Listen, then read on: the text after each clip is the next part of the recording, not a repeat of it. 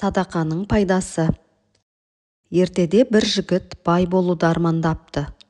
Ол бір данышпанға барып, менің бай, дәулетті болғым келеді, не кеңес бересіз дейді. Байлықты не істейсің? Онан да ақиретте керек байлық берейін дейді. Жігіт қоймайды. Данышпан: қазір ғана бір бай дүние салып еді. Жұрт соған қабір қазып жатыр. Сол көрге бір сағат түсіп шықсаң, байдың бар байлығын саған алып берейін, дейді. Жігіт қуанып кетіп шартына келіседі. Данышпан: қорықпайсың ба? Деп сұрайды. Жігіт: ат басындай алтын берсең болды, бір сағат емес бір күн жатып шығамын, дейді. Данышпан жігітті қазылып жатқан көрге әкеледі. Оны лақатқа кіргізіп, аузын мықтап бекітеді. Сәлден кейін жігіттің шыңғырған дауысы шығады. Жұрт қабірді ашқанда жігіт ойбайлап атып шығады. Оны данышпан әзер тоқтатып: «Ей, не болды?» дейді.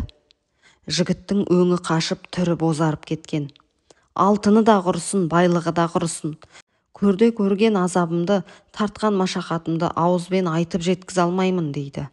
Не көрдің? дейді данышпан. Көрге түскенім сол еді, жаным көзіме көрінді. Қаптаған құрт құмырсқа, жәндік атаулы жабылып тәнімді шаға бастады. Кенет көктен бір қарыш атты жылан атылып келіп, кеудеме қонды. Айыр тілін шығарып, шақпақ болды. Бұрын жолда келе жатып, жол шетінде отырған қайыршыға бір үзім нанды беріп едім. Сол нан Құдайдың құдіретімен пайда бола кетіп, жыланға қалқан болды. Қарыш нанға бата алмай кетіп қалды, дейді, кемсеңдеп. Данышпан: енді не істейін?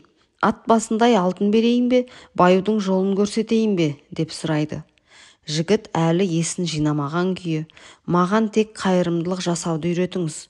Денім сау болса, малды өзім ақтабам, депті.